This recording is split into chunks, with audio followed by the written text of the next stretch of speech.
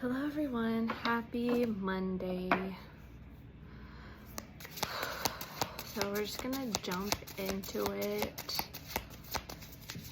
And if this reading resonates with you and you feel like you want to tap into your energy specifically, because this is a general reading for anyone watching, you can go ahead and book online by clicking the link in my bio on Instagram, or coming into Go Ask Alice and booking a reading in there. Okay, so first two cards we have Six of Wands, which is victory and success, and then the Nine of Swords, which is like overthinking and having trouble sleeping. So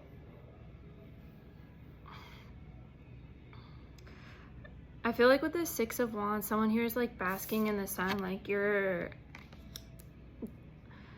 able to come out the other side of this like Nine of Swords successfully and bringing yourself out of the darkness, but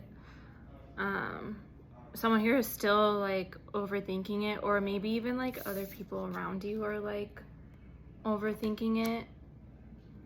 Or sorry, they're making you feel like you have to overthink it, like I feel like a lot of people, like, they see that you are successful and that you're, riding out of this darkness victoriously, but there could be people around you that are causing you this doubt and causing you to overthink this and kind of like doubt yourself that you are successful and that you will come out of it. Like, I feel like you don't have people around you who are like encouraging this because they're jealous. Page of Wands. Page of Wands is having this sense, like this wave of inspiration basically, and then the Star. A wish coming true. This is also a card of healing and hope as well, but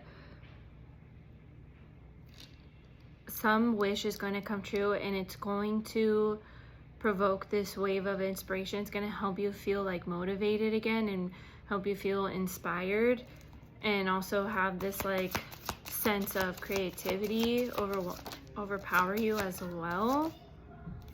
Two of Pentacles and the Nine of Cups, weighing out the options. Also, the Two of Pentacles could be restoring balance too with the Nine of Cups, which the Nine of Cups is a wish fulfillment, but it's also, this overwhelming feeling of joy and inner peace. And also it's a card of just being able to open yourself up to receiving. And in order to open yourself up to receiving, you have to like restore the balance, right? The Two of Pentacles is it's also a card of like juggling, like a juggling act too.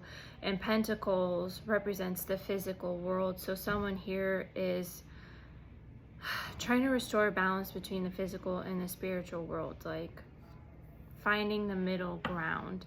And because sometimes we find ourselves like too much in the materialistic world, too much focusing on our finances or just anything physical, and you have to be able to find yourself in this wish fulfillment, in this energy of inner peace and joy, because it opens you up to receiving instead of being like closed off basically.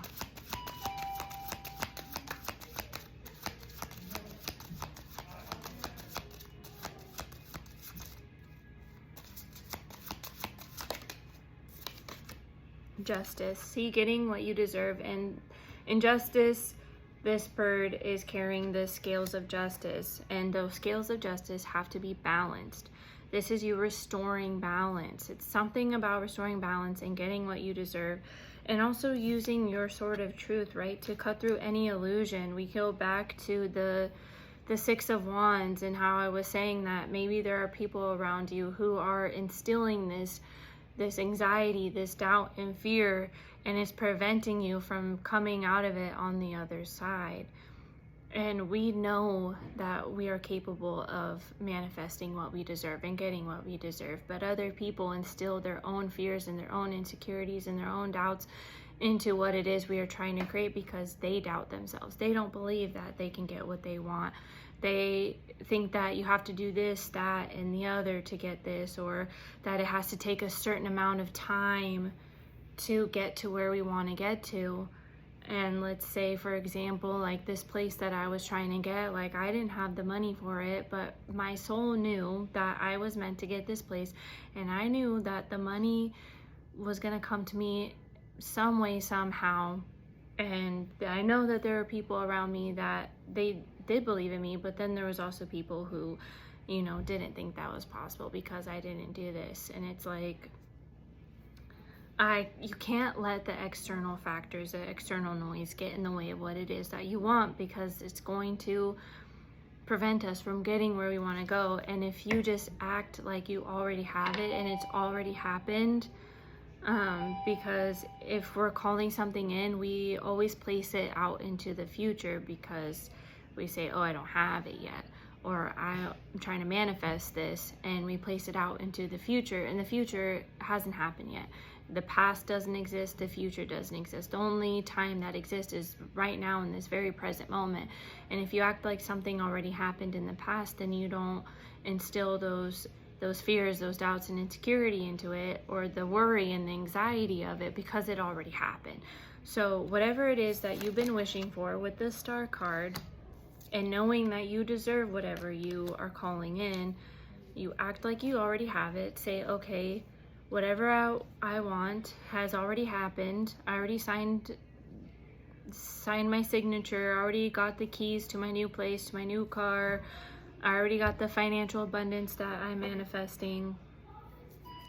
And act like you've had it for like 3 months already, or 6 months. You know, it's already happened. And that will kind of rewire your brain to act like you already have it. And then that way you won't sit in that Nine of Swords energy anymore. And the Seven of Wands. Someone here is hopeful that they'll get to the other side, that they'll get themselves up, that they'll get past these blocks that you have placed as obstacles. It's not necessarily the universe that is preventing you from doing this. We ourselves prevent ourselves from getting over this, because we're so deeply tied to the fears and the doubts and the insecurities, and we doubt ourselves that we are powerful creators, that we can manifest our reality. We doubt ourselves, and we get in the way, and then we, you know, tend to blame the universe, and the universe is trying to help us remove these blocks, right? So it's like you will act as a catalyst for the people behind you that are catching up to get over those blocks and get over those obstacles and remove them. Because you will set an example for as you manifest and you know your own power of what you are capable of manifesting. Like, you will show people around you to not give up, and you know, they'll feel inspired and they'll say, well, if they can do it, I can do it too. Because I have a few people in my life where I've seen them be successful and get through whatever they're going through, and I use them, you know, as a tool, like, and as inspiration. I'm like, well, if they can do it, I can do it too. Like, why can't I? If they can do it, why can't I? You know? So you have the Page of Swords as the overall outcome. This is you cutting through any illusions and any obstacles, and also you using all the tools and the knowledge and the wisdom that you have gained on this journey, and use it. But also, this is also a card of feeling inspired, right? Or like going into this new chapter of your life, because I've been channeling, we're all going into this new cycle, but we have to leave anything from the past behind, because it can't come with us in this new cycle. And this is also like seeing things in a new perspective as well, kind of seeing it in a student perspective, like you learning new things, you learning how to have a new perspective, a new outlook on how you view your situations and whatever comes up. The underworld and the judge. The judge kind of ties in with the justice card. I don't know, maybe some of you guys are also going through legal issues as well. So,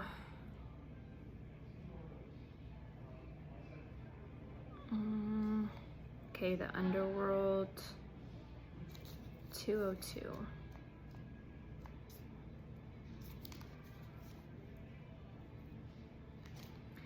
This is no time to mince words. The archetypal territory of the underworld is fraught with nightmare, suffering, and pain. It is the darkest shadow realm which we try vigilantly to avoid or deny at any cost.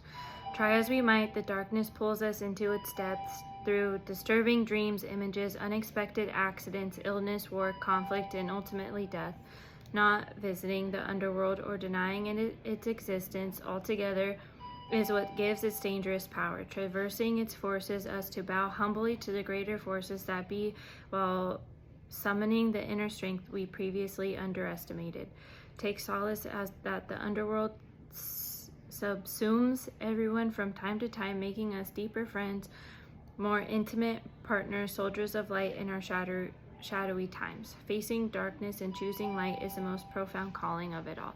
That's that Nine of Swords energy. Someone here is being consumed by the darkness and they don't know if they can get out of it. They don't see that they can get out of it, but you have the power to get yourself out of that and to not be consumed by it and not let other people keep us there that are around us. All right, the judge.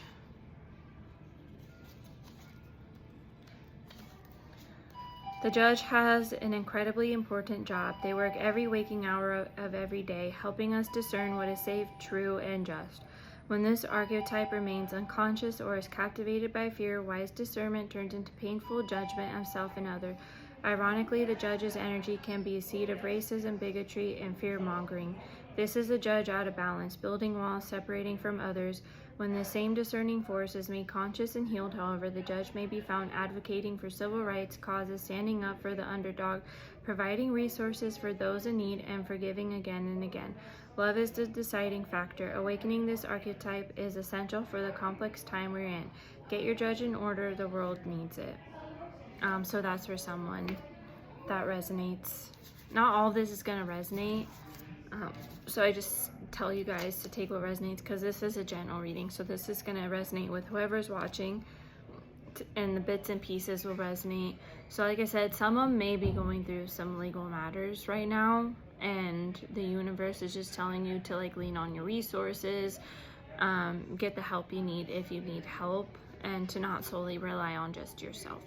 I hope that reading was helpful, and like I said earlier, if you want to book a personal reading, you can come in person at Go Ask Alice, and I also do readings online as well. So we'll do it like over Zoom, or I can pre-record the reading and then send you the link for you to watch. So it's all whatever you guys need, I am there. And make sure to follow me on Instagram. It's the Celine Circle. And I hope you guys have a wonderful day. Bye, everyone.